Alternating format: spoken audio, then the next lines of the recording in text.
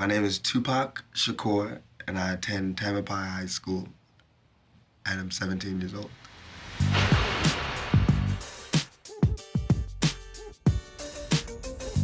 Each generation finds its own heroes and prophets. In 1996, one tattooed political poet, whose music and voice reached out to millions of people across the world, was silenced. The media portrayed him as a thug, focusing public attention more and more on his alleged crimes rather than his music. He spoke of poverty, injustice, equality, and the harsh realities of life. Was he just a reflection of the times, or someone who made a difference?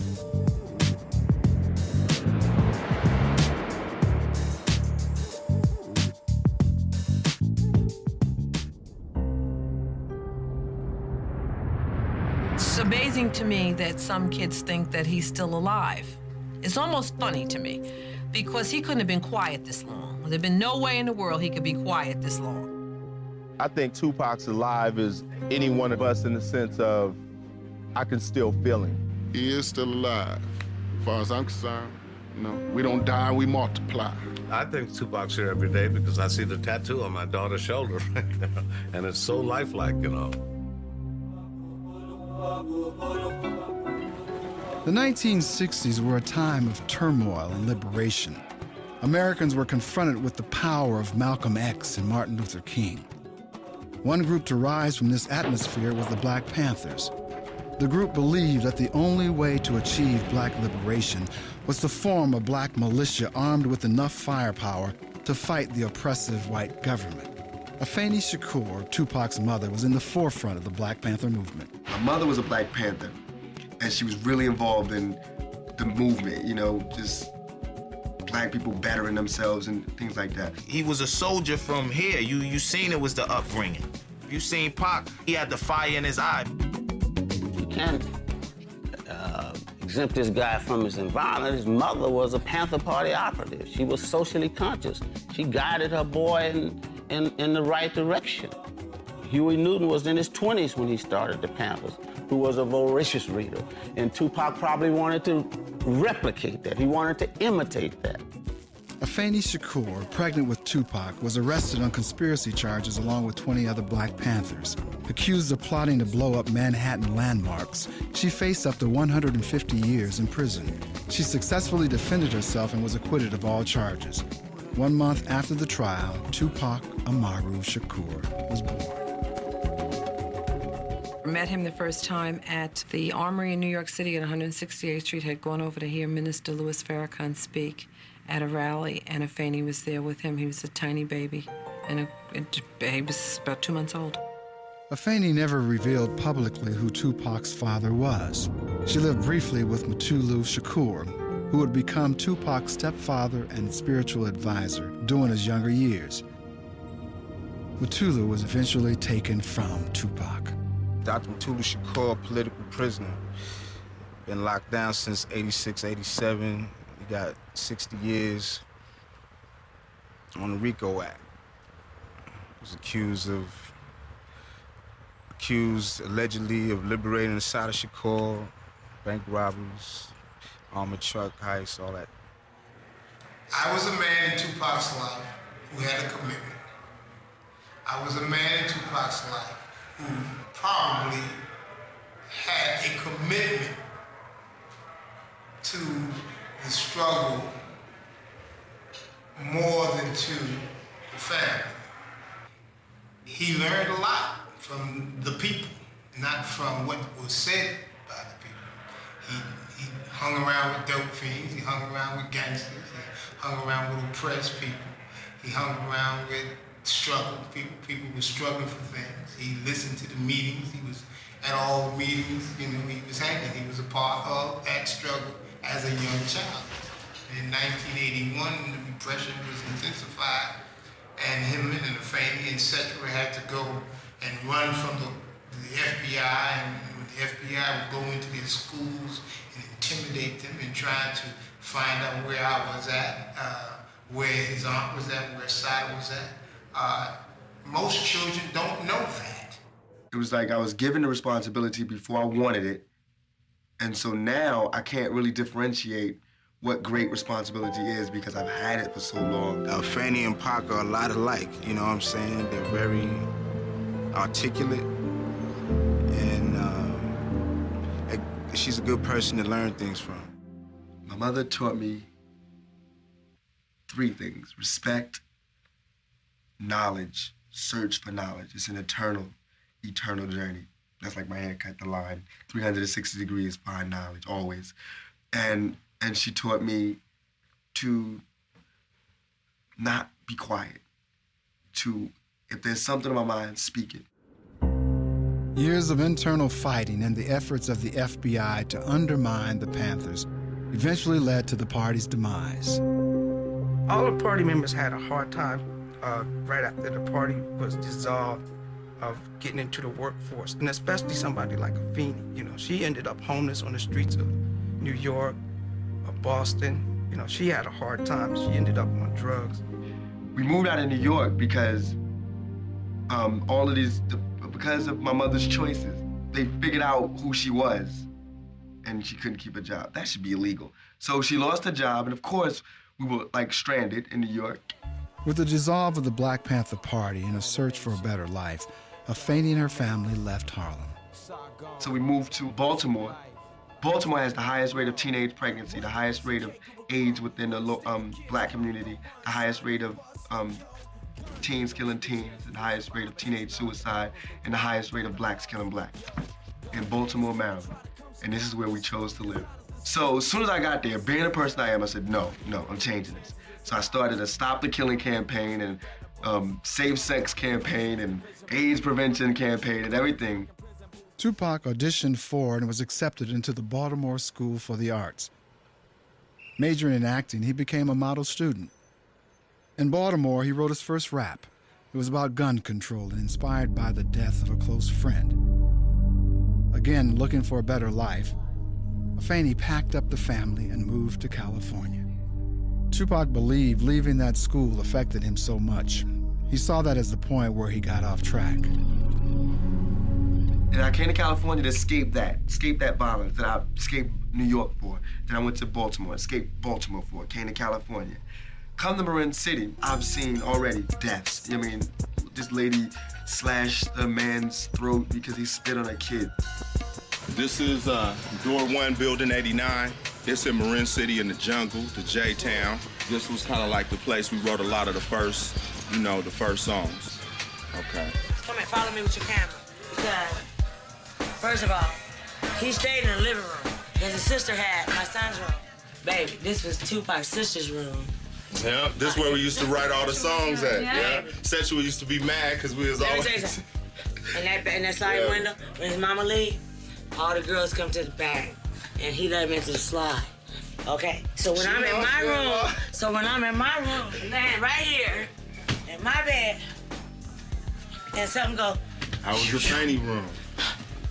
Sometimes here in the living room, we'll do some writing, but you know, his mama would kick us out, send us to the back. During the early days, we were broke. We wanted to be rappers, and we got befriended by a lot of people in the street, like dope dealers, pimps, all the people that you think are the wrong type of people. I can honestly say that none of those people tried to draw us into that lifestyle. So a lot of people got behind us and helped us get there. We got caught up in the whole aspect of wanting a ball, wanting to have jewelry, wanting to have nice cars from watching them. But the revolutionary aspect of it came from Tupac's mother and the things she was teaching him. He taught a lot of us. I feel like if you can't respect yourself, then you can't respect your race, then you can't respect another's race, then you can't respect, you know, it just has to do with respect, like my mother taught me. So what we're doing is starting the Black Panthers again in Marin City, just getting first teaching pride, and then teaching education, and then we'll see where it goes from there. This is the stairwell in the jungles. We used to sit right here in the hallways, smoking weed and busting raps.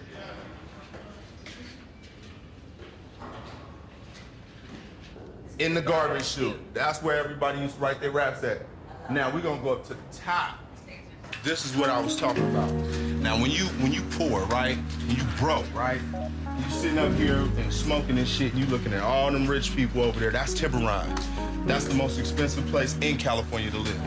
You right there around rich people all the time. That's like teasing you in your face if you starve. That goes back to what I think the most important thing about rap music meant to the ghetto, man, to the streets, is that it's an opportunity. If there was no money and everything depended on your moral standards and the way that you behaved and the way that you treated people, we'd be millionaires, we'd be rich. But since it's not like that, then we're stone broke. And so that's the only thing that I'm bitter about, is growing up poor because I missed out on a lot of things. In 1989, while Tupac attended a dance function, he met Layla Steinberg. Layla was developing workshops in which young people could express themselves. They immediately connected and arranged to meet the very next day. The very first day we met, he ended up coming from Marin City to this place with me that same day, and we did our little workshop here that night. And then from that night on, he was part of our group. He thought I was like the perfect package to get him where he needed to go. He told me what was going on at his house, and within a couple months, I realized that his mother was so addicted that his house was too dysfunctional to have a career, to keep going to school. So within a couple months, he ended up coming to stay at my house. 7465 Bridget Drive. And this is the apartment that I was living in with my husband and my children, and Pac and Ray came to stay with me here. He was the sloppiest, messiest person I've ever lived with. And dirty. He would never want to wash clothes. He'd want to, like, buy new clothes so he wouldn't have to clean up and wash stuff. At 17, he was wide-eyed and really believed that he could change the world. I think adults should go through school again. You know, I think that rich people should live like poor people and poor people should live like rich people, and it should change every week. Our relationship was really a relationship that we searched for knowledge, you know, we explored together. And I'll just tell you a book right now, you know, it's been around for a long time. It's called Ponder on This. The stuff we were exploring together. Food for thought, alignment, the ancient mysteries, astrology, the Buddha, challenge, Christ, the impact of color, our state of consciousness, medicine, the moon, the occult teachings, Rajneesh, telepathy, the Kabbalah, the Tibetan Book of the Dead. He read Roots a number of times. Teilhard Chardin, The Phenomenon of Man. And as you study Tupac's lyrics, you start to know and understand how much he incorporated his reading, even his last albums. So Pac would read a book like this, you know, it's a pretty big book, and he would attack people's definitions.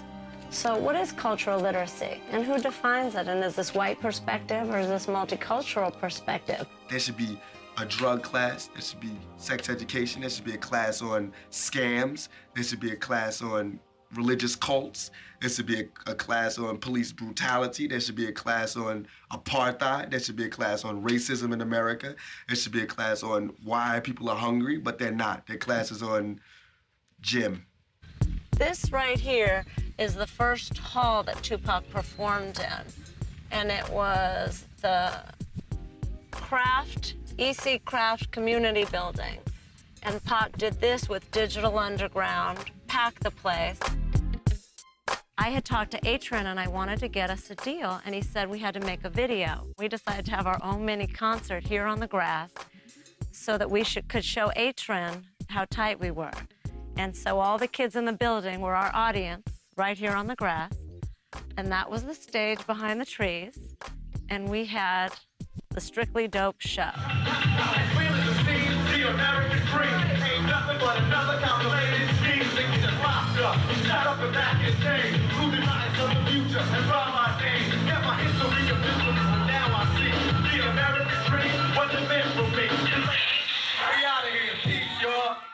And this is where we made our tape that I sent to Atron that got Pac his deal. Layla Steinberg called me and asked me if I was interested in meeting Tupac. And at the time, I was working with a group called Digital Underground. And I called Shock G, who's the leader of the group, and asked him if he wanted to meet Tupac, and he said he would. He was in the studio just sitting down. Atron and Layla sent this kid Pac to the studio. We were mixing down Sex Packets, our first album. Pac came in the studio strictly business. Maintained eye contact with me the whole time. I'm at the mixing board. Do you want me to rhyme now? What's up, Shock G? Shock G? What's up? I'm Tupac. You want to hear it right now? I was like, damn, this cat's intense, you know? It's like, yo, run this back and put some reverb on that track. I'm gonna go in the booth with this cat. Let's go in the piano room. And he busted. It was street. It was educated. It was articulate. We came out the booth. I was like, yeah, you tight. I'm gonna holler at H and I'm gonna tell him. He's like, all right. In 1990, you weren't really blown away by Pac's rhymes. His rhymes were better than average. I remember one song was The Case of the Misplaced Mic. Got home from school. My mic was missing. Got on the phone, called Dizzy. I can't find my mic. Word, let's get busy. The case of the misplaced mic. The case of the misplaced, like hip-hop fantasy type stuff, you know? Spy looking for his mic. It was either that or political. Wasn't thugged out yet. Layla brought Pac over from Marin to meet Digital, and right away, him and my son hit it off. You know, Pac decided that he wanted to be in the group. Pac had told Layla or Atron that, you know, if he doesn't do something now, you know, he's gonna go to Atlanta and be in the New African Panthers or something like that. And Atron was like, well, if Pac doesn't do something now, he's gonna break out. He's like, why don't you let Pac roll? Because, you know, I wanna sign him.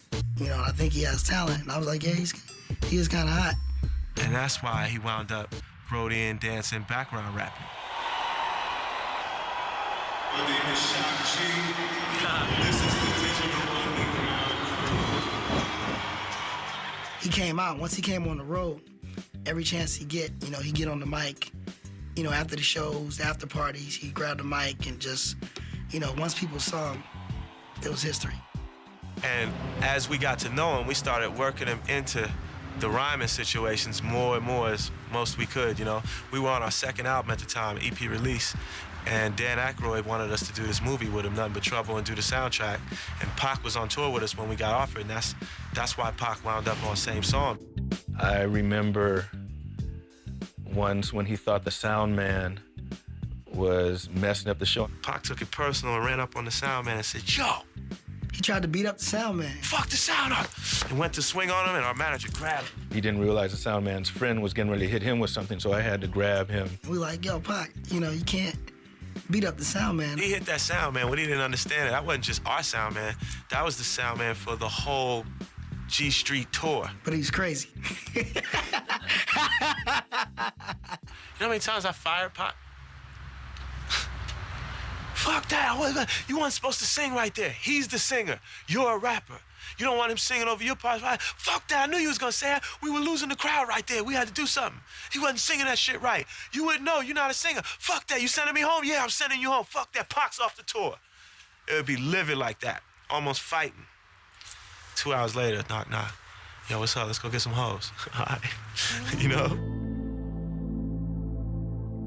You know, we just had a lot of fun back then. You know, we spent a lot of time in the bus talking, spent a lot of time running around, just having a good time. It was a good period because there wasn't, at that time, there was minimal pressure on Tupac.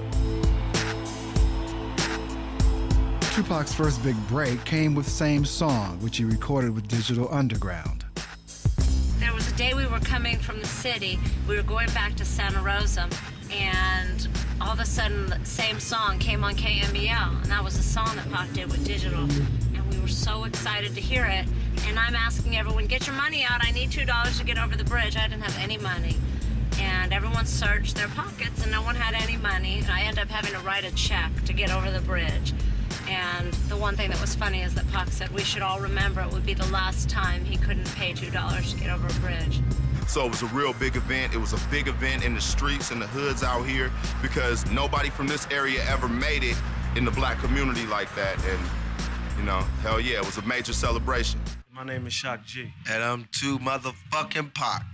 Yeah, okay. My man Humpty Hump and the whole Digital Underground Posse finna come out with yet another album, even more slamming than the last. We just finna go straight underground. We finna live up to the name, Digital Underground. Tupacalypse come out with a new album, Troublesome. We finna just hit y'all like a family. We all just, you know, trying to make it. We were like family to him. You know, we got him his first apartment. He had no credit. He couldn't drive. He had no driver's license. So we used to have to work the applications, and we would all pitch in and borrow a credit card and co-sign, and we did all the shit we had to do. To get closer to the game, Tupac moved across the bay to Oakland. Coming out of New York, I always learned about flavor and different shit like that. Not to diss New York, I learned a lot, but I never knew the game. I never learned the game. And when I went to Baltimore, I didn't learn the game. Nobody ever took the time to show me the game. When I got to Oakland, that's when I learned the game. This is the land of the hustle. And you also will find that in Oakland, a lot of people do not back down from things. You know, that whole Oakland Raider, blue-collar mentality is very much an identity for a lot of people in the city. Click, clack, me like go up. You see me gives a fuck about these bitches on me nuts high. His first solo album, Tupacalypse Now, was explosive and propelled him into the spotlight. And with this came new dangers. I come to his house, and all the lights would be on. He's on the first floor apartment. Drapes wide open. Occasionally a window open with just a screen. I came over and I was like, Pac, for real, man, you're not getting the message. You can't leave your windows wide open with all these gold records and all your jewelry laying out on the counters and stuff. He was like, shh. Oh, I ain't worried about that. I ain't show you? Oh, went in the closet, his first AK ever bought. He came out, shh, because if someone come up in here, shh, shh, shh. Wait, shh, good. Woo! You saw that? Shot the floor and the sofa all up. Damn near killed a couple of the Outlaws. They were little kids just sitting on the couch getting high. Woo, you saw that? Like, it's got some shit to it. Beautiful. When I first met him, I said, hey, this guy here, he's gonna be big. You know, I knew it instantly. It was just the power that was coming from him, you know, his voice. I remember looking at the Billboard charts one day on the tour bus. We were looking at Pac's first album. We were like, oh, you doing good, Pac. You know, he was like in the 40s or 50s somewhere with his first album. Sons of the P was in the top 10 and had just got certified and all that. And I remember Pac storming out the room, looking at the chart, how his album went. And he just looked at me and went, if I could get a beat like Kiss You Back. Walked away. And I was like, whoa. Because usually I let him pick the tracks. He was like, yeah, I want this one, I want this one. But then I realized he wanted me to get involved and tell him, this is the star track. He was telling me, like, he can't pick them, just give me something hot, you know? So I made sure he got I Get Around, So Many Tears, and all that next shit. Yeah. It always felt like I was in the studio putting music behind Huey Newton or Malcolm X's. I knew it was important. It was honor when Pac called you, just stopped what you were doing, took all your equipment and flew to wherever he was and went in the studio. And Shock a hustler, and I'm a hustler, so everybody understand it. Ain't no one man gonna stay in one spot forever. That's a sucker. It ain't about milking off the next man. That's a motherfucking hoe. I'm a motherfucking pimp. I'm finna come up on my own. I'ma get my own sack. So I took what little bit he gave me and doubled up and doubled up and doubled up, and I've been doubling since. And I'm gonna keep on doubling till these niggas kill me, and that's that.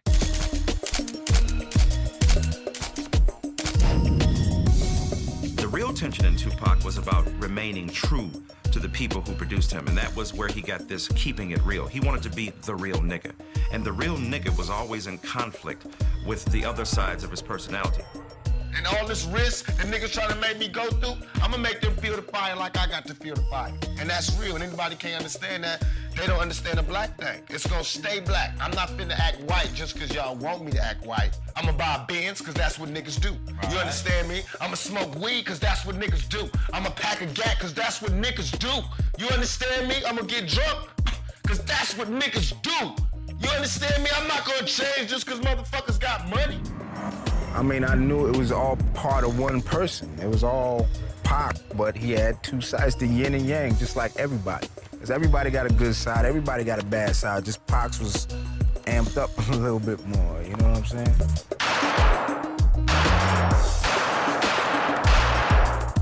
I grew up Panther-wise, you know what I'm saying? And nowadays, a nigga like, fuck that. You gotta survive. You know, I'm screaming black like the next man, but when the first shot lick off, you know, it's all good. Tupac was constantly defining and refining his political and philosophical views, always being challenged by the white ruling class. It got to the point where Tupac felt American laws would not protect him. We always had to take the route that was nonviolent, peaceful, logical, and more saintlier than every other race. You know, we could never take the stance, which was our true stance, to be straight soldiers, straight warriors, until hip-hop came. When hardcore hip-hop came, it was all right for a nigga to say, fuck y'all, you know, we gonna do what the fuck we want, you know, bang, bang, you know, it was cool for a nigga to do that. Thug life became the ruling philosophy. How could he unify and service the people while protecting their culture and way of life, which was not being represented by any policymakers in Washington? That's what I like about Tupac. He said he was for the thugs. He didn't just mean people who beating women up and people who stealing. He meant a thug, T-H-U-G-L-I-F-E, the hate you gave little infants, F's everyone. He meant by nigga, N-I-G-G-A, never ignorant getting goals accomplished. Thug life is just the life of the streets and what, quote-unquote, America think of the minorities. America was built to murder. You know, you can ask the Indians that, so we don't even need to talk about what he created. You know, he ain't killed nobody, so he couldn't have did nothing. They ain't number words. Yes, I am gonna say that I'm a thug. That's because I came from the gutter, and I'm still here. I'm not saying I'm a thug because I want to rob you and rape people and things. I'm a businessman. I mean, you know I'm a businessman because you find me at my places of business. He felt that there was no greater pain in this country at this time than the pain of Black America.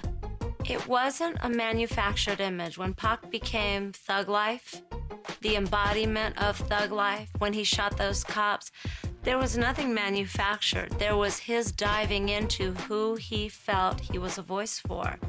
This is 10 millimeter, but I'm loading it with 40 millimeter bullets because of the work.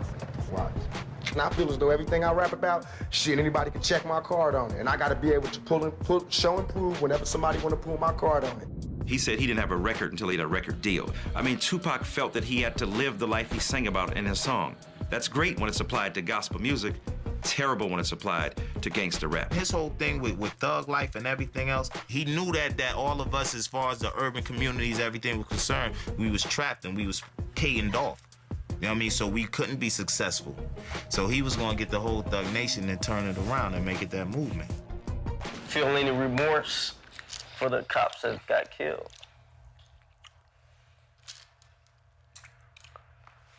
Wait, I'm feeling my remorse. Wait, chill.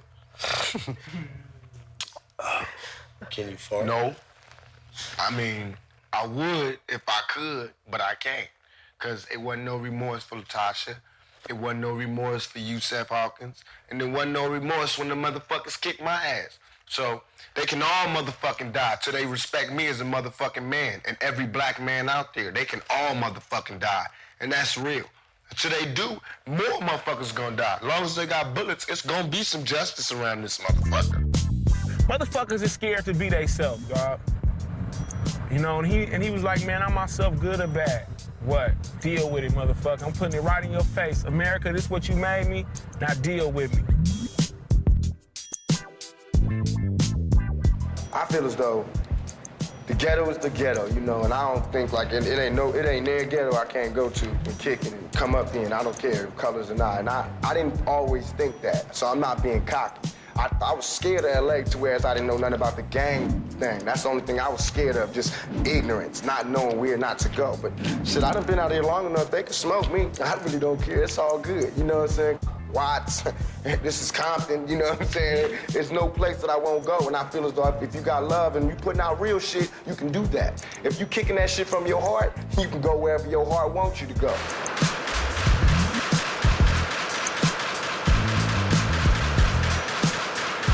You damn right we gonna represent the hood. We're about the ghetto. They're trying to come up. That's why they celebrating thug life, because thug life is what they know. And the thug spoke to them more than some preacher might have. I done tried to tell y'all since I got out here, it's all about that thug life. And they think thug life is a rap group. Nuh-uh. No. Thug life is just some old deep shit that you can't sink your feet in. It's Richie Rich. It's my nigga Snoop Dogg. It's my nigga the Governor. It's my nigga Warren G. Everybody's on this motherfucker. On this Thug Life album, we got my nigga Spice One, Psych, Mac 10, Rated R. I got niggas from all over the hood, from all over the rap industry, and they all good. And it's all on this motherfucker because it's all about that thug life. It's all about niggas coming together and making papers off what we can do best. And that's game these motherfuckers. And that's straight check these white motherfuckers and put our motherfucking bid down. We been doing it. We do it every motherfucking day. The game is motherfucking free. But shit, we need to start making some money off of it. Let me show you. You know, rifle bullets go through vests. By themselves, this can go through a vest, right? So by me having a hollow point on it, you know, a hollow point will make it expand. It'll go through the vest and then expand. Yeah. You know, that's for niggas that be wearing vests like me. Now, I call this one for the public. If they ever come get me for some bullshit and I don't want to go to jail, which I don't, I got this phobia. I ain't going to jail. Not unless I want to. Not unless I did something, I'll go. But I ain't finna go for nothing, you know what I'm saying? So if they come for me, I'm putting a 90 rounder in. Come here, Chief Gates. On the underground. I'm after your ass, nigga. Every time there were police, Pac would always say, "Get the video cameras, do you have the video cameras?" He would want to ride around the Bay, Oakland, wherever, with video cameras, because he always wanted to challenge the police, because he always felt he was being picked on. Are you getting that search? There's another police approaching. We now have 4 cars. Sorry, people, they have OJ in the back. We now have 4 cars at the scene, ladies and gentlemen, for this one stop. We have 4 cars. We heard a knock on the door, and I was like, oh, God, the cops are here again. So I go, and I open the door. I was like, yes, officer. He said, we've had more complaints. The music is too loud. And so I was like, I'm sorry, I apologize. I didn't want any problems. And here comes Pac over my shoulder, really sarcastic. Oh, what's up, officer? You have problems? The neighbors' rock music is just as loud. You don't give them shit. And I was looking at him like, please don't start any more problems. I keep having problems already, you know, ever since you got here. So he was like, well, officer, stay right there, don't go. I want to change the volume and make sure that you think this is okay. So he runs over to the stereo and he puts NWA, Fuck the Police. And he turns the volume up just loud enough, but not too loud for the officer to stand at the door and listen. He was like, listen, you know, officer, let me know if this is too loud. Okay. Where else can a nigga pull right up to the camera and just be like, fuck all y'all? Yeah, okay. In a relationship with the police that was strained, Tupac often found himself at odds with law enforcement. In Oakland, he was beaten by police officers who did not believe him when he stated that his name was Tupac Shakur. And in Atlanta, he shot 2 off-duty police officers in self-defense when he stopped to intervene in the harassment of a black motorist. During the trial, it was discovered that the arresting officers had been drinking and had initiated the incident. When the prosecution's own witness testified that the gun used to threaten Tupac had been seized in a drug bust and stolen from the evidence locker, criminal charges were dropped. The left upper side of the face and the upper head, and this whole side, he dead. As an artist of just 21, Tupac began to create an incredible amount of material, more than some create in a lifetime. Things were changing rapidly around him, and he wanted to capture it all. Something happened to him, he wanted to write about it right there on the spot. And then he write it. Man, how does it sound? And, you know, usually when you sing your raps, you kind of like saying your rhymes and saying it and kind of figure it out. Right after he wrote it, he would say it just as loud and passionate as if he was in the booth. And be sweating and spitting. And I'd be like, that's dope. You know what I'm saying? Pac's like, I gotta get this shit off my chest. Whether it comes out or not. That's why he has stacks of poetry. That was his vent. That was his air. That was his oxygen. No changes, revisions. He would just scrap it and do a new song. He just poured it out. It's more like a jazz improvisationalist. He came in there and said it, how he felt it. And he's gasping for air. He's got a joint in his hand. He's smoking weed and cigarettes and Newports all night. So he's missing words here and there. So the way he would do it was like a dotted line principle. When he would gasp for air and miss a line, on this track, maybe it caught that word. And on this track, so he would triple his vocals to make sure every word was said. You know, I get there about an hour or two early or whatever, and I just, have the track ready. He walks in, here's the beat. Give me a pen and pad, give me a pencil. Come on, give me a pencil. That's how he was. I know exactly what I want to do. That's how Pac was. Like, I know what I want to put on tape. Let's go for it. In one day, we would do about 4 to 5 cuts a day, depending on the flow, If Hennessy is, involved, though, it's a beautiful thing. Every other record that came out that Tupac did, I did high and drunk in the studio while they was making the beat, like laying the beat down, And that's why I be sounding hella sloppy, you know what I'm saying? But that song, it'd be like, fuck it. I feel as though, niggas drunk and high when they listening to it. This is Me Against the World right here, which sold over 2 million copies. A song that was on there, man, was Death Around the Corner. He predicted his own death, man. This is All Eyes on Me, which is like definitely a huge, huge classic album. You know what I mean? That's a big one. This is the cut, How Do You Want It, that I did, you know what I'm saying? Which is a big one, a huge, huge record. Thug Life, this is where we all started, though. Me, Tupac, Psych, Mo Preem, everybody, Rated R, everybody, man. We were doing our thing. This is like when I first met him. Thug Life. I was the music man, Pac was the lyric man. We were LA and Babyface all the way.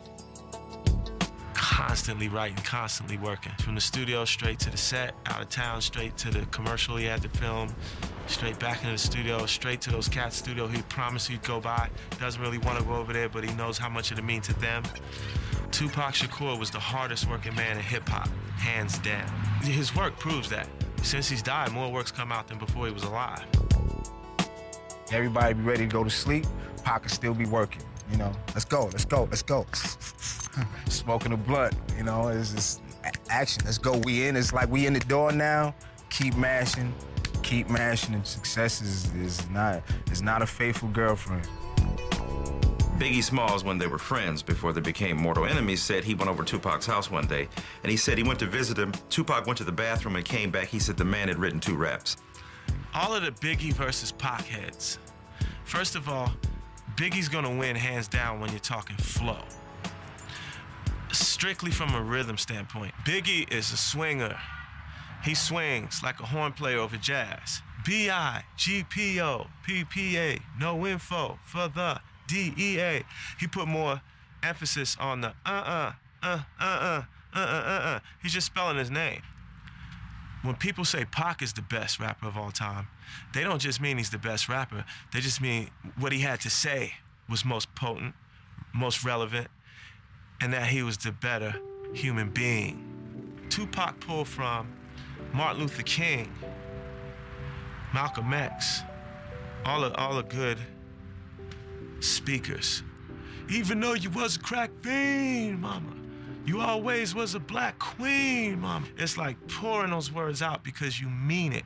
And I be picking up the slack. It's all apocalypse now to grab the gat, rip the track. Cause it's all about making money, ain't a damn thing funny. What be up, sonny? I be like all in my business. Time to hit that shit. I'm ripping up the track cause I be down with the clicking. All my niggas in the house. Pac rhymed from the pit of his stomach.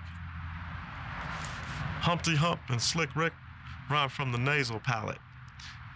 Nas rhymes from the back of his throat. Pac rhymed from the pit of his stomach. You know what I mean? He was singing it out. So if you listen to that, there wasn't many rappers doing it.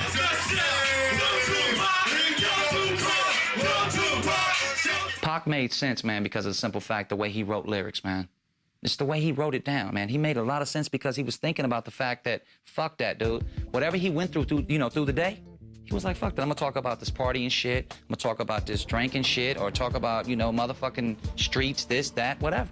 Didn't matter. But I love the way Pac put it all together because he could combine all those fucking concepts into one song and still make your ass dance. I can understand, everybody want to party, kick it, and get high and all of that shit, but I mean, there's real issues going on in the world.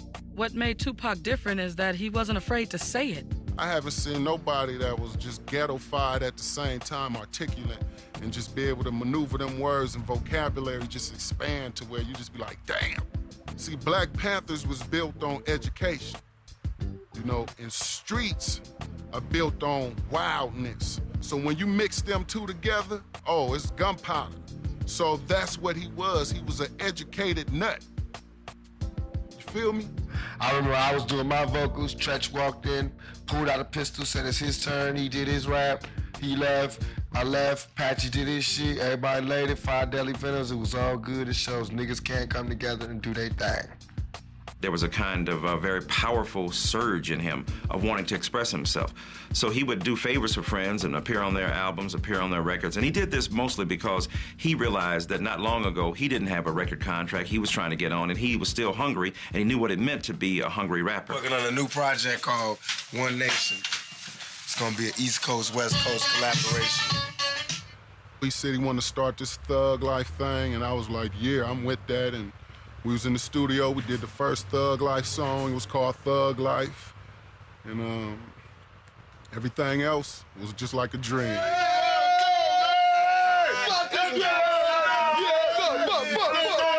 Idi Amin, Outlaws, Machiavelli trained soldier in the flesh. Shit, 92, I just graduated high school and you know, we reached out to Pac and was like, what's up, you know what I mean? Pac was like, come to Oakland. That's my first time stepping into Oaktown, you know what I mean? And I was just turned out from then. And we was the young niggas, we was like babies, you know what I mean? Running around the country with them. Watch what's going on so you can see when you come in, you can see if I'm giving you something. If y'all all walking around like this, we could do this shit separate. I could rap you rap you rap. What's the point? Interaction. He was our general, we was a soldier, so we did work together and it's always been like this and it's always gonna stay like this. Shit, we only got 2 weeks to do this whole album. Complete it. Mix it down and everything. We don't have time or the luxury to spend all of this time doing one song. We don't have it. We gotta somehow find a way that we could double up on it. Cause I did my whole album, I know it ain't all of that, but I did my whole album like 3 songs a day. Cause I was just laying it, rocking it, then getting off. You can mix it later and have niggas that love being in the studio all night, just adding a drum beat at a time and shit. You can do that after the rappers leave and shit. There's niggas that love being in the studio that just love listening for the right kick. But for while we in here and you got like 8 rappers here and everybody drinking and smoking and shit, man, get that beat popping, throw them niggas on the track. You catch everybody freestyling, throw them niggas on the track. Boom, that's the name of the song is whatever this nigga said his last word was. We do it, put it down. Then after we finish, we walk out, everybody be here and listen to it. Be like, this the hook, we go in there and lay the hook. If we don't like that hook, the nigga lay another hook, come back out here, you know, raise scratches or whatever. That'd be the song. Along with the music came other avenues of expression. Tupac had always been an actor, and now Hollywood was opening up its doors. He and Tretch were asked to audition for the role of Bishop in Juice. And like, I went up in there, I'm reading lines like, yo, you know, I'm explaining, like, reading it, basically, I know it a little bit, but you know what I mean, I know, he went up in there, yo, fuck that, I'm telling you, you gotta learn to say, you gotta put it down the streets, you go, yo, I heard, I'm like, yo, you better get this motherfucking role, I don't even want it no more. His first role in Juice was an extraordinary portrayal, but people always thought that's who he was. And it wasn't who he was. Hell yeah, when the riots was on, nigga, on the 29th, your boy Pac was filming a movie, a multi-million-dollar movie with Janet Jackson, but that motherfucking night, I was out there shooting up motherfucking Chinese takeouts. I swear I was. Come through it. Hey, but bust it. That was a movie I was doing. That was all the movie that y'all gonna see coming out called April 29th. Turn it down, boy.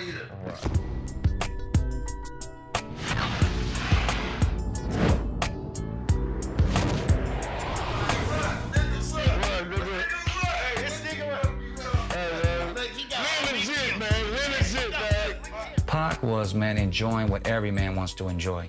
Every man, every woman. And that's called success. You know, when you get it, you gotta enjoy it to the fullest.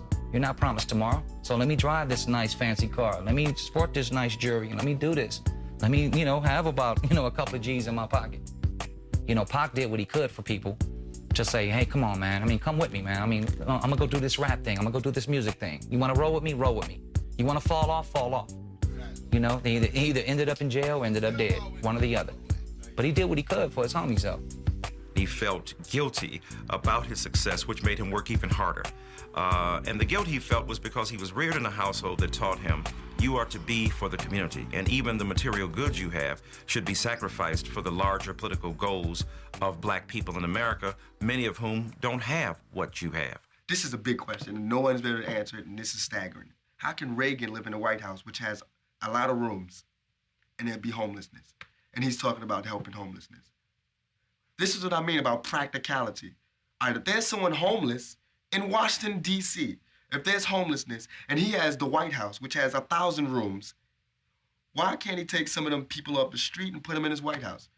Because he doesn't want to get dirty. The White House would be a little tainted. His various houses and places of residences from his first apartment were missions and flop houses for anybody that needed it or somebody he saw any glimmer of hope in, you know? Yeah. With Tupac's new fame and fortune came other obstacles. How could he grow as a performer as the public watched his every move? The once poverty-stricken youth was now generating enormous amounts of money. Some of his friends noticed a change. From not having nothing to having the power and the allure of fame to a young, broke nigga from the ghetto, I mean, you couldn't imagine. One change for sure is that the stress increased, the need to make a hit increased. Pac changed as far as his attitude. He had gotten to the point to where he felt like he didn't really have to respect anybody, and that's where we got to clashing at, you know? There was the flirtation with some of the materialistic trappings that the rap game has to offer. That is something when you're in this business, if you're not around other people that are outside of that, you can be immersed in it and not even realize you're immersed in it. I don't know if I could handle that shit. A man don't know what he can handle till we put in that position. You know what I mean? Pac was younger. He was going through a lot of different shit. Motherfuckers trying to kill him, you know what I mean? Setting him up. Lawsuits, shit that's real crazy. This business is not for the weak and the timid. You know, one hand niggas be tripping off niggas that ain't got shit. Then when a nigga get shit, they trip cause you got shit. Yeah. You know what I'm saying? That shit is illegal. Illegal. Pac was rapping, acting, the niggas loved him, and he was a sex symbol. We had the women. So, because of that, you know, the haters came in flocks, droves, you know, in different forms, different variations, but, you know, yeah, niggas was hated on. That's how it is when you at the top. You hear it in the lyrics. You hear it in all the songs. Envy is a big key to him, and it's like, man, you know, envious people, jealous people couldn't stand the fact that he was doing his thing, you know what I mean?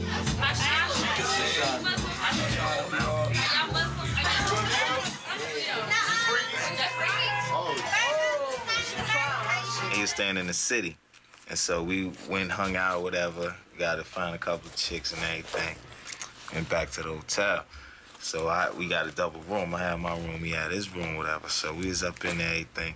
I mean, I had a little video cam and everything. So me and my little chickie, we taping shit and everything, and you know, getting all wild and everything. So Pac out the room and the door like cracked. So I'm like, shh, telling my little thing, shh. So I go up in there, I start taping it from the door. So I'm taping them up in there. So he just banging it out on the bed, banging it out. So I'm taping, then I hit the door. I'm trying to get close. I go, boom. And they both get up. He like, man, what the fuck is you doing, man? I know you ain't out here taping this shit. What the fuck? Yo, you got it. Like, yeah, I got it. Man, what the fuck is you doing, man? Don't be coming in this motherfucking taping no shit, man. Man, turn this shit. Give me this motherfucking tape. You got it. All right, keep it. You go back up. Can't believe this motherfucker come up in here tripping. I had to teach my motherfucking self how to be a man. You understand me? And I'm still learning. But there can't a motherfucker out there tell me shit. Because I was on welfare, started with nothing. Now I got a little bit of something. I'm on the bright screen. I'm on videos. God damn it. That's why I act like this. He was the happiest when he was with his niggas. You know, like we all are. We happier when we with our niggas because, you know, we can be ourselves and, you know, we just love niggas. He was at the top of the game. And I was like, damn, Pac, finally somebody from our crew or somebody I know made it to where we always said we wanted to make it too. But he was not content. He wasn't satisfied, or that's where he wanted to stop at. This might be no role model type shit, none of that, but goddamn, Ask yourself, ask your mama, ask your daddy, ask your auntie, ask your uncle. You smoked weed before, didn't you? You smoked crack before, too, didn't you? I'm a role model, though. Well, Pac never did nothing but smoke weed. That's it. He never fucked with that old bullshit. So give me my motherfucking propers and don't sweat me when I'm blunted like a motherfucker. He couldn't function sober. He didn't like to anyway. You know, had to be some weed there, had to be some Hennessy, had to be some drink, had to be something going on. If he wasn't high, he had to be doing something that was a lot of fun. He wasn't so happy. A lot of his laughter was forced. You know, you can hear it, death row. You know, listen to him laugh. He's not laughing. He's putting it on. It's forced laughter. All of those records, all he's talking about is the pain. Mainstream America was not ready to hear the true realities that resonated in Tupac's raps. Tupac was America's wildest nightmare. Please, outspoken, totally uninhibited, knowledgeable. It's ironic, too, because you can't sell that many records unless you've got a huge white audience, you know. So, in reality, more white people are buying the records than black people. He not only scared white America, he scared upscale black America because it made them have to remember where they came from. He opened up doors and windows that I'm sure caused a lot of pain and grief for a lot of people. Tupac was from the days of the Black Panther Party. You know, people are still frightened of the Black Panther Party. Tupac had an African name, Tupac Shakur. People had no idea what that meant. A lot of people didn't even know he was named after a Peruvian revolutionary. White kids could dress and act like niggas, because all they got to do is go get 10 tapes. And after they study them 10 tapes, they got the fucking Hood 101. I think a lot of young kids, a lot of young white kids would be like right with Pac, you know, because I think his personality was such that he was gonna make them see what the real truth was. As long as they got bullets and 2-inch tape, there will be justice out this motherfucker. To me, he's an activist. He was an activist, an activist, an activist. He wasn't just no rapper, he was an activist. We always needed a cause to fight. You know what I mean? So whether him coming up and wanting to fight the powers that be and make things better for black people. This ain't no democracy. Pac knew that the elite was paying the government. The elite owned the government, owned the president, everybody else. Pac was talking about that shit, and they didn't want to hear that shit. They didn't want no young black brother telling these black people in the ghetto that your strings is being pulled by a committee of 300. White people got you believing just because I'm telling a nigga to stop getting his hand kicked in by the police, to take the gun he would use to shoot his brother in a second and kill the motherfucking cop that's killing you, your family, and everybody else on the block. You know what I'm saying? Kill that motherfucker. That is not insane. That is sane and straight like a motherfucker. That's positive, like a motherfucker. There was a state trooper who had been killed in Texas, and the young black man who killed the state trooper claimed he was listening to a Tupac song at the time that this happened. And they mentioned his name at the Republican convention, and it totally freaked him out. He couldn't believe that somebody who was going to run for president of the United States was talking about him and his lyrics with all the problems this country had. So, I mean, goddamn, the vice president talked about me, a young nigga from the hood. He know me, he want my shit up off the shelf. You know why? Because my shit is different than the next man. My shit be telling niggas to off these old punk motherfuckers. My shit talk about swinging back. They know the difference between mine and the next man. So that's why they came after me. All they try to do is censor the young. The young ain't gonna hear that. 18-year-olds that's going into the workforce ain't got a workforce right now. So what they gonna do? They go out, rob and steal and steal a hamburger and a cheeseburger. Because there ain't even no jobs at McDonald's no more now. So to see Dolores Tucker's name ought to realize that young people ain't got nothing to do except be restless behind they bullshit. You can't censor the young. You never could. It degrades women. It glorifies violence. It's creating drugs, the culture of drugs, the culture of guns and rape. See Dolores Tucker. Oh, see Dolores Tucker. You's a motherfucker. Trying to instead of trying to help a nigga, you destroy a brother. That's what you did. Shit, if you'd have shut your damn mouth, the man would have still been living. You called the dogs, see Dolores Tucker. You can't sue me for nothing because I ain't got nothing. You called the dogs on Tupac Shakur. See Dolores Tucker. I know what she was trying to do. She was trying to say that, you know, when you rap like that or when you talk about that in your songs, it perpetuates more of the same. I tend to believe a little bit different. Pac was right. What's it like to be young and black and growing up in America if you got family members on drugs, if you don't see no way out and you didn't graduate from high school? In many of these ghettos, which are really enclaves of civic terror, we have a generation of young, especially black people, who are now planning their own funerals. They go to the funeral director, they sit down, they plan what song will be sung, who will preach, who will speak. They plan what their corpses will look like and what caskets they will be buried in. That's extraordinary. It's intolerable, or it should be. And yet we tolerate that in America. And that's why Pac wanted to get into politics, so we could have a voice out there that's not just gonna ride with whoever's out there just yes, we, and no, we gonna be up there, we gonna give you the other side of the story that you're not hearing. You can't survive out here by yourself. The police ain't nothing but a gang. The National Guard is a gang. The Army is a gang. We learn all our gang shit from the government, you know what I'm saying? We learn all this gun shit from the government. You know, somebody get a gun, the gov get a bigger gun. You know what I'm saying? How they gonna show us that thing we can't pick up? So I'm picking up, feel me? Tupac was an extraordinarily compassionate man. One of the interesting tensions between him, not simply the real thug nigga versus the politicized figure, it was also the world-beating superstar versus the kind of guy who was compassionate about everyday people. We were in Washington. We were on an East Coast run from Atlanta to New York on his first record doing a promotional tour. We were in the car coming from a grammar school when we saw on the television a young girl had been mauled by a pit bull and had been rushed to the hospital. We were on our way to the airport. On our way to New York, he made us turn the car around. We went to the hospital. He did not know these people. We met her parents in the waiting room, her mother, and he told them he just came to lend his support. But there was no press around that. No one said anything about it. No one paid any attention. But yeah, and I believe they still, until his death, he still had a relationship with that young girl and her family. There were charitable things that he was interested in, primarily education for kids, helping minority children, building self-confidence.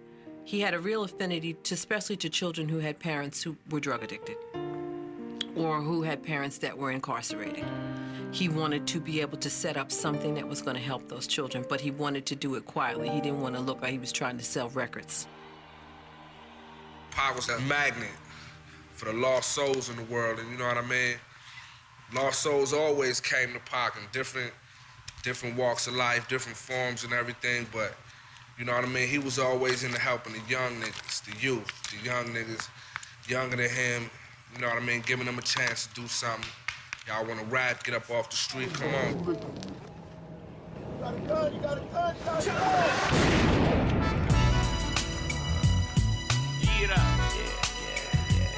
I feel you. Imagine being a young cat in high school. You know, you got a record out, and it's a cool record, and then you got like the hottest rapper in the world telling you like he gonna do the video for you, and you going to school telling your friends that. I mean, people couldn't believe me, and then just working with him was like, I mean, it was just it was a experience that even now I think about, like, man, why was I so blessed? Like, all my family came out here to LA. He stayed out here, and he had everything set out for us. And there's a lot of people from that video that's no longer here. So I remember that day, and I remember just all those people that's not here no more being there, and we were just all really happy.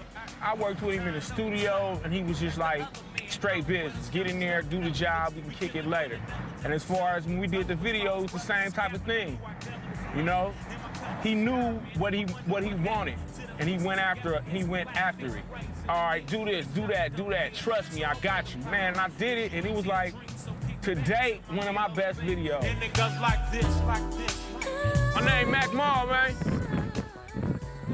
Hey, yeah, hey, you know what house it was? Just chilling. Yeah, that's what we talking about. Over here in this area is like where we shot the video ghetto thing. You know, we had like big trucks all out here. You see, it's like in just a regular neighborhood. I got a picture where two cats, you know, Clyde and Stretch, hold me, like giving me hugs. You know, I'm in the middle and they ain't even here. I know probably some folks from out here. That was in the video, they're not even there. They're not even there no more. A lot of them dead in jail, man. Yeah. It's crazy. Can't get no 9 to 5, so on the streets he gotta strive and do what he gotta do to get his money up, so don't trip when you see him with the secular. In 1993, Tupac gave an interview in which he criticized the private lives of influential African Americans. Among those attacked was Quincy Jones. When I first saw the first attack that he made on the family, I said, okay, he's a loose cannon. I've known hundreds of those, or thousands of those. In the Source article, he said, niggas like Quincy Jones insisting on sticking their dick in white women and making fucked up mixed families, and we need one generation of niggas with niggas and all this stuff. His point was that black people have to make one generation of just black people, you know, to strengthen the blood and the unity and whatever. And obviously, I don't believe that. I can't. My daughter wrote a letter to him after that. I mean, my family was furious, and they really were. Because Tupac doesn't know me. He had never even laid his eyes on me. And he was making a lot of judgments about a lot of things. I said in my letter, I said, you know, how could you even criticize his personal life when, if it weren't for people like him, you wouldn't even be here? And where are you going to be in 10 years? Dead, in jail? I think the same week that he wrote back to apologize, Rashida's article was in there, and 2 white girls from San Francisco said, hey, Pac, remember us? So, oh, yeah, I forgot about that. So he read the letter, and then he went up to Kadada at a party thinking she was Rashida. And how his relationship with Kadada started is because he kept following her around, trying to say, I want to respond to the letter that you got, and I didn't mean any harm. And finally, she's wondering, what the heck is he following around for? And it dawns on her that he's mistaken her for Rashida. And that's how their relationship actually began. I was dropping Rashida off at Jerry's, and at that time, I had heard that he was circling the field on Kadada now. You know, he had a thing for Kadada. And so Rashida went in, and she sat in the booth, and I was in the booth behind, and I leaned over the booth. It's probably a good thing that Tupac wasn't packing that night. Probably got blown away. And I went over the top of the booth and put my hands down on his shoulders like, Tupac! He turned green, you know. I said, I got to talk to you for a few. We need to kick it over here in the corner. And I took him over in the other side of that Jerry's, and we talked straight up, you know. I said, I understand where your head is, you know, but don't come at me like that, you know. We don't deserve it, and I don't think that's what you really mean. He grew to love Quincy and have a tremendous amount of respect for him, not just as who he is in the entertainment business, but who he is as a man and a father. Massively, heavily, why so many catastrophes? I've seen guys speak to women with this much respect, and I deplore that. My mother is just totally, I grew up, my mother raised me, so I have this much respect for women, and I fight often because of that. And it gives me a lot of friends. I mean, I get a lot of friends, but I get a lot of friends because I have respect for women, ultra respect for women. But then, like I was liking this girl in Tam, and I'm extra nice, you know, extra gentleman. I'm extra just like, oh, you're beautiful and you deserve the best. And she told me I was too nice. I couldn't believe it. It wouldn't work because I was too nice. That was the ultimate stab in the back. So I went through a week of just going, forget it, I'm just gonna be like them. Because they seem to get the girls, and they call girls the B word. Bitches ain't shit. We don't love them hoes, and it's like that.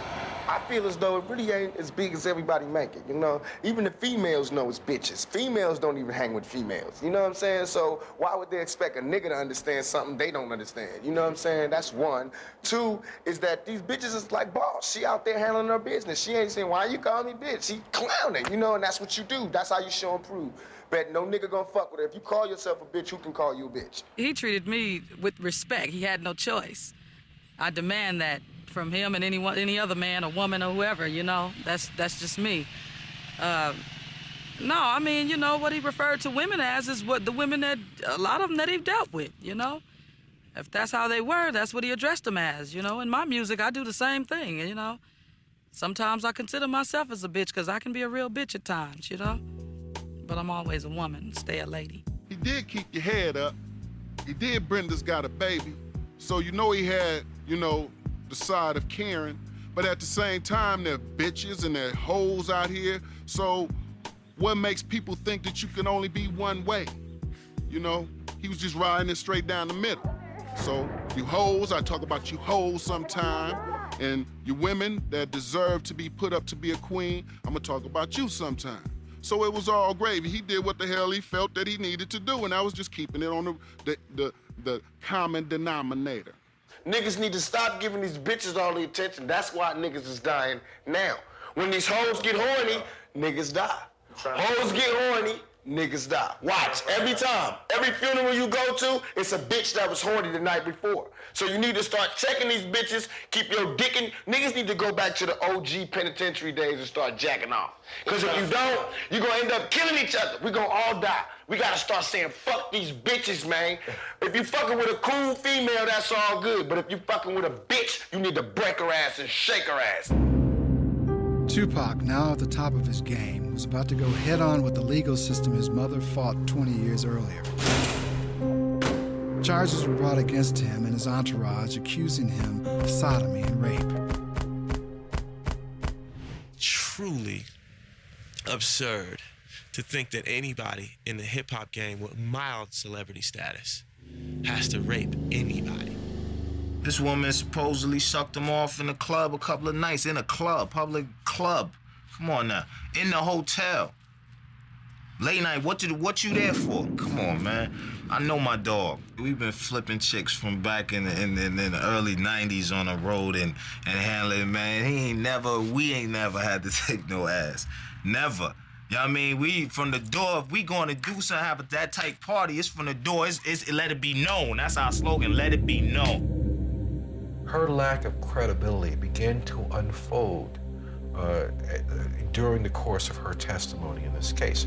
From point A on the dance floor, where she essentially committed sodomy, during the time that she had discussions with young men that she didn't know in the midst of Tupac inside the Club, going to the hotel the same night, engaging in sex, engaging in oral sex, coming back several nights later to the same hotel suite, engaging in discussions with the same young men. Well, yeah, that was a straight-up lie. You know, I mean, I've toured with him. Ladies, he's put out the room and brought them to me. You know, hey, they got to get out my room. You know, if they didn't want to do what he wanted to do, he didn't force them. He didn't care. Bye. Pac called me after that happened crying. Like, Pac wasn't afraid to cry. That crushed him. You know, sometimes there's always the company you keep. People always say the company you keep, and that will be your downfall. Pac's company was his downfall. Why am I the only one in court right now? Why is the cameras all on me? And in the report and all these charges, I didn't do nothing.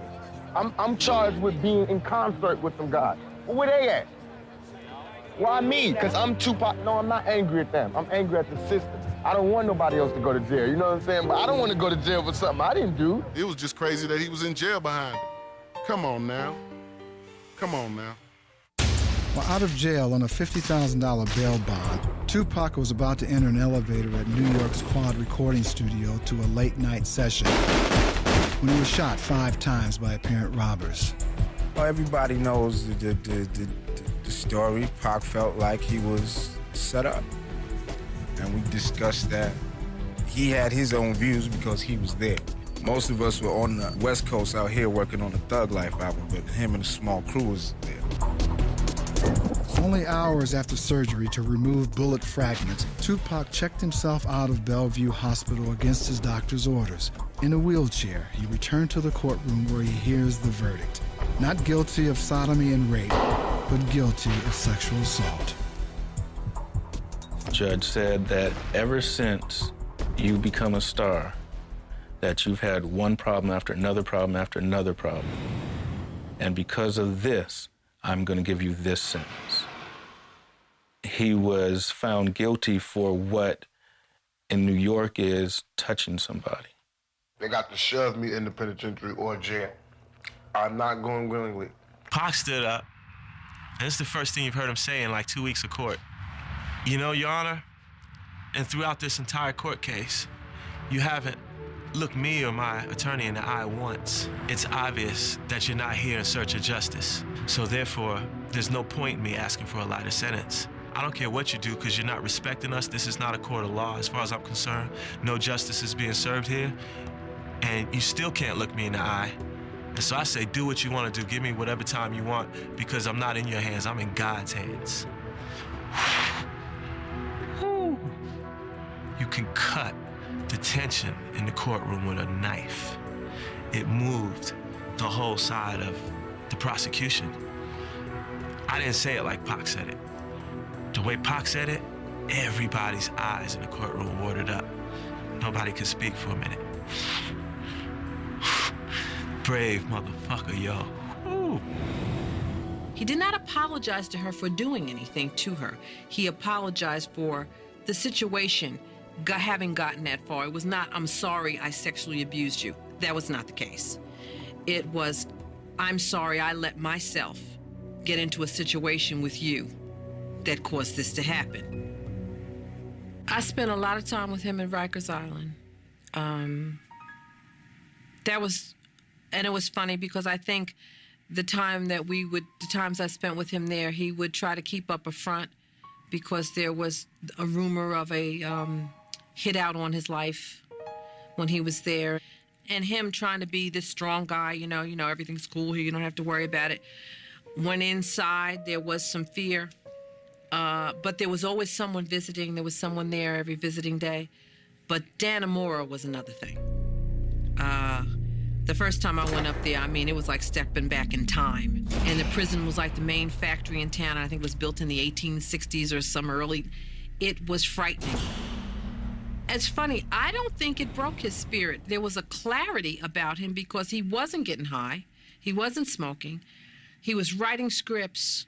He was writing lyrics. Me and Big Syke went up there for like 2 weeks and visited him every day. He talked about, niggas yelling in the tier, but Pac was the type of nigga, he was a man's man. He was, real niggas always relate. That's where all the assholes at.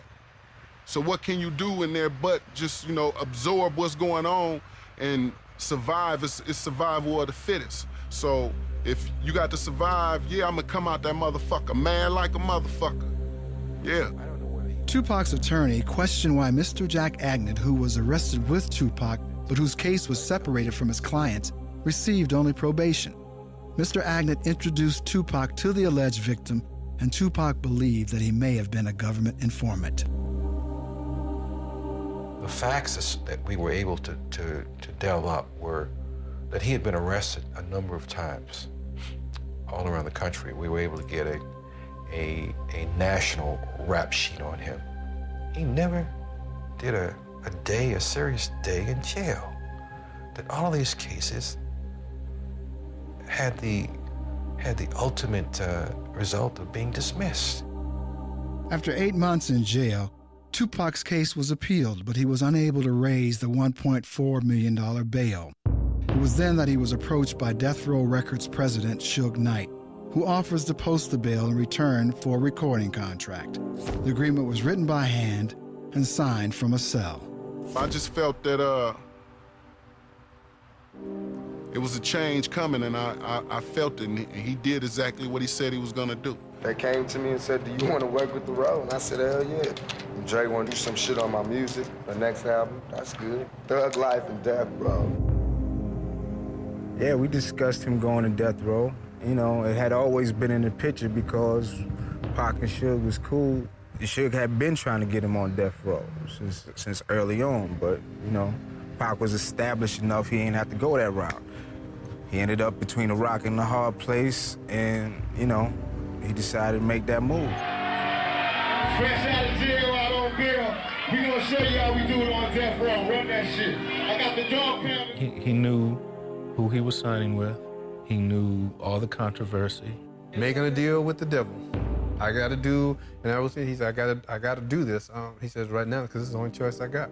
I worried about him every day because he was my friend. I knew the reputation. Being in law enforcement, I knew various things that you see, that you hear, that you just know. You see what's being associated. You talk to other people that were in the music industry. I watched the fear of other people. Well, I don't talk about Suge, man. I don't even get into that little conversation. You can skip me with all them questions, man. Many of Tupac's friends questioned his decision to record with Death Row. Over the years, there'd been a lot of controversy surrounding the record label. You know, a lot of people want to say that he went down the wrong road. But when I just talked to him about it, he talked mainly about the music because that's where his heart was. Well, Pac bring a voice, you know what I'm saying? We just sit back and just kick it, basically. And when he came, he brought like a voice to Death Row. You know what I'm saying? He speaks what he feels, you know what I'm saying? His next album, All Eyes on Me, sold over 9 million copies, which is his most successful album to date. I never spoke to him after that. When he got out of prison, he was only out for 9 months, and people make it seem like he was with Death Row for years, but he was only with Death Row for 9 months of his life. This next song is dedicated to California.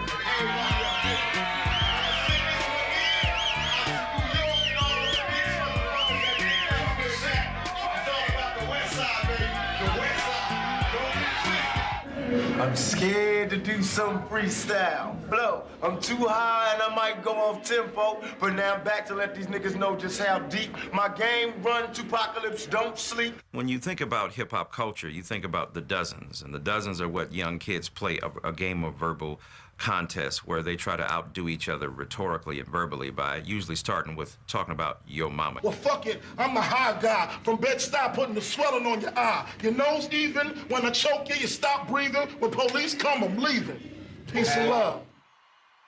Battle raps are the extension of the dozens, so to speak. They are the extension of getting on record and dissing the other person. It's this nigga named Nas, and he kicking with these niggas named Mobb Deep, and they kicking with some niggas named Bad Boy.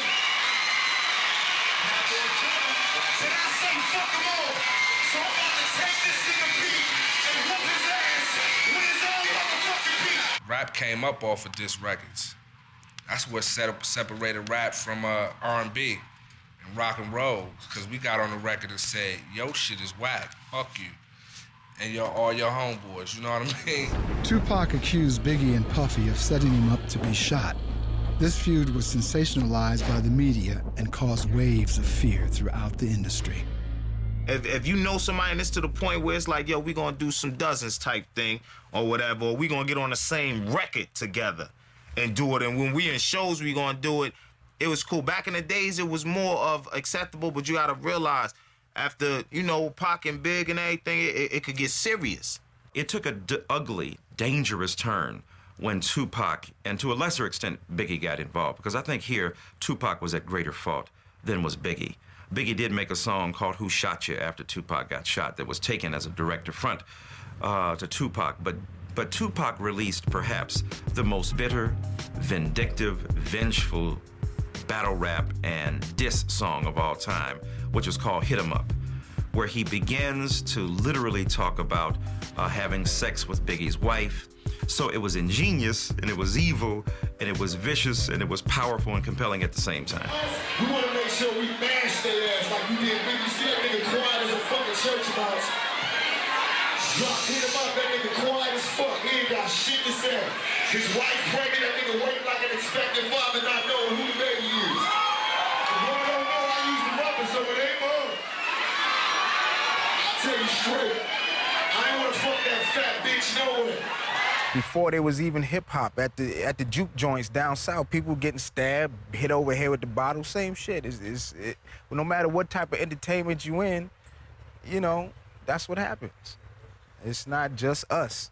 Pac's war wasn't against the East Coast because there's a lot of cats on the East Coast that he got love for Pac. There was a lot of incidents that happened right prior to him getting out of jail. For example, the Source Awards, 15,000 people was booing us. Anybody from California was getting booed. The distinction between the real and the represented got blurred. And unfortunately for Tupac, keeping it real being a real nigga meant that you literally had to move from wax to the street. For the record, you know what I mean? Pac and Biggie ain't diving no rap shit, you know what I mean? Strictly street shit. For all my niggas who know, you know what I mean? Wasn't no rap shit. Rap ain't killed Pac and Biggie, and when you say that, you kind of like spitting on their grave, you know what I mean? I remember his 21st birthday. He was doing poetic justice. He wanted a truck. He didn't have a driver's license. And Adrian Gregory went through so many changes to get him this truck and drive it up to him on the set. And how surprised he was that he made it to 21. And so often we talked about it, and I would tell him, you have got to stop this death thing, because it was like a twin. His body of work shows he could see something, you know? I know he knew. When I see that last picture of him taken in the car, and he's looking out the window, and there's absolutely no expression on his face, I knew. I just hope he wasn't afraid. I don't know, like he saw it coming. I mean, out of the songs that we, out of a lot of songs that we did, for him to talk about death, death, death, death. I mean, he would talk about it all the time. He always thought he was gonna die prematurely. He gave Layla, a lot of the poetry books. He said, when I'm dead and when I'm gone, you know what I'm saying, hold these and then let everybody know this side of me as well as whatever I've already exposed. And that's prophetic type shit, man. God let him know that he only had so much time to make an impact. He was a pre-thinker. Yeah, you wonder, how could he make a song, God Bless the Dead, praising Biggie after Biggie died and Pac died first? Because Pac was a thinker like that. He was always plotting. If I died this way, put this out. If I died this way, I want you to put this out. He was thinking, and he wanted to cover all those bases. That's game, ain't it? Woo. He was playing to win.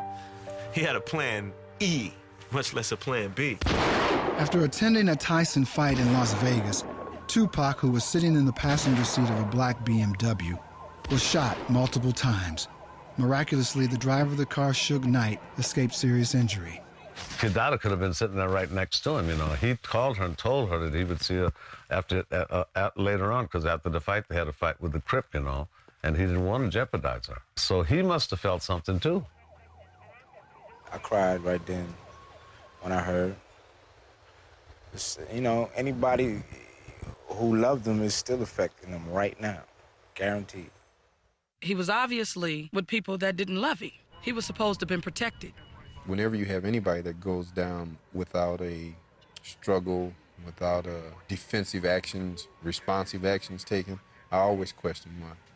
My first thought was like, but when he come out of this one, he really gonna think he's invincible. Tupac was admitted to University Medical Center where he underwent surgery, including the removal of his right lung. I walked in the room to visit him, and he was trying to tell me something. That'd always be one of the mysteries in my life. I don't know what he was trying to tell me, but he was trying to tell me something. And he was shaking the whole bed. He was a warrior, to the end. On September 13, 1996, after 6 days in critical condition, Tupac Amaru Shakur was pronounced dead. He was only 25. Quincy Jones said if Malcolm X died at 25, he would have been a street hustler named Detroit Red. If Martin Luther King died at 25, he would have been a local Baptist minister who had not yet arrived on the national scene. And if I would have died at 25, I would have been known as a trumpet player and struggling composer, just a sliver of my life potential. Pac was a prophet. He knew things that none of us seen yet. And Pac ain't never let me roll with him to pull no gun on no black man. Cause he's seen a lot of brothers going, a lot of sisters going, a lot of children going. Pac wasn't no gangster. I rolled with Pac. We came up together. Pac was a soldier. A private memorial service was held for Tupac on a secluded beach in Malibu. In attendance were close friends and relatives, including his mother, Afeni Shakur. Some of his ashes were scattered into the sea. We threw all the gifts in the ocean for him, and We threw the chicken wings and the Hennessy and his favorite pictures, jewelry. Everybody brought something. Everybody said a little something. We brought drums and bongos, and people spoke, and we had fires burning. That was his funeral.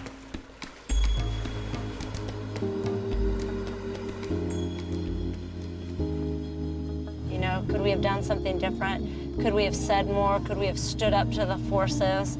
And all of us shoulder some of the responsibility. It just appalls me that nobody has been arrested for those two deaths. You know, and it's just it's like a big cloud with a question mark on it. And you know somebody in Las Vegas and Los Angeles, or both, know exactly what happened. Just at the oddest time, I just miss him. Just miss being able to holler at him like, dude, you know, I'm going through this problem and shit. You know what I'm saying? It's like you're happy about having successful records with Tupac, producing him and all that, but at the same time, it's like he's not here to enjoy what you're enjoying, you know, while I'm alive. And however it went down, with them taking him away, he's still not gone. And still is gonna be here for a long time to come. And even if music still wasn't coming from all the albums that's out now, we got enough to hold us over for centuries. Pac showed me just be yourself and be true to everything you believe in, and it'll come. Doesn't come on this album, it'll come on the next album. You know, no matter how bad it may get, just keep going, because you only fail when you give up. He gave me pride. You know, he gave me love. He gave me inspiration. I don't think he realized how great he was. You know, I don't think he fully realized how much people admired him, you know, and thought of him. I always wanted to make a book out of my life, like a fairy tale. Raised by the Black Panthers and strung out. Posse up, we thugging y'all to the 90s. Peace to my nigga Kato.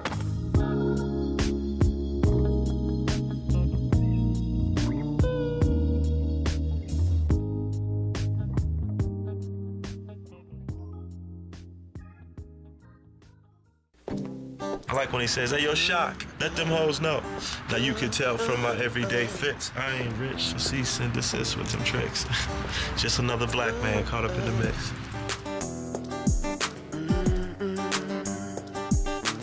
When I ride, he ride. When I get some ass, he gets some ass. When I get my drink on and my smoke on, he get his drink and his smoke on.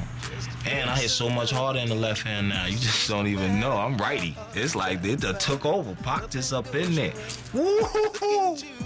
Boy! Can you find yourself a little lower? This picture of Tupac reminds me of him and the kind of look he would have in his eye if he was getting ready to pick up a girl at a club or so had seen somebody that caught his eye. You got to be strong, and even though you get tired. And if you look at this, though, you see memorabilia of, like, me and Pac right there, you know, all that, doing our thing. This was a sketch that was drawn for me and him. Who's on? You wonder how it all went wrong. And the sorrow. Here, I was just noticing as I was looking for things to share with you. You know, this is Pac's house number. Sometimes I forget, you know, you can look at his last house number in LA. And sometimes I reach for the phone to call Pac. Like, I forget. You know, there'll be moments where I'll grab the phone, I'll have something I want to say, and I go to dial his number, and then I go, oh, I can't dial his number. You know what I'm saying? Have you ever had that happen when you lose someone? And even though you get tired.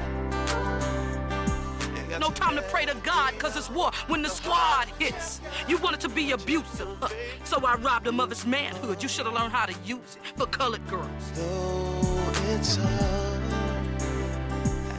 He planted the seed. Now we're gonna blossom and bloom and, you know, do our thing and build some more trees and just build on to his legend. The walls will fall down. I was down in Jamaica. They said, the man lives here now. My man is right down the island. I said, don't take me to him. Love that brother, but I'm trying to write a book.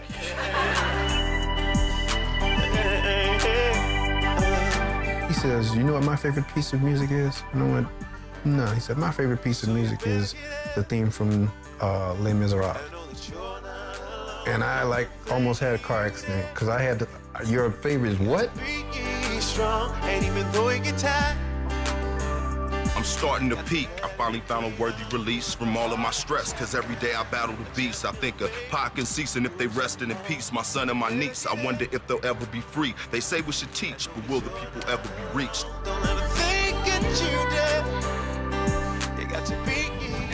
He was musical, political, you know what I'm saying? A soldier, a teacher, and a brother all wrapped in one, man. Pac was my inspiration when he was here. You know what I mean? And he is when he's gone.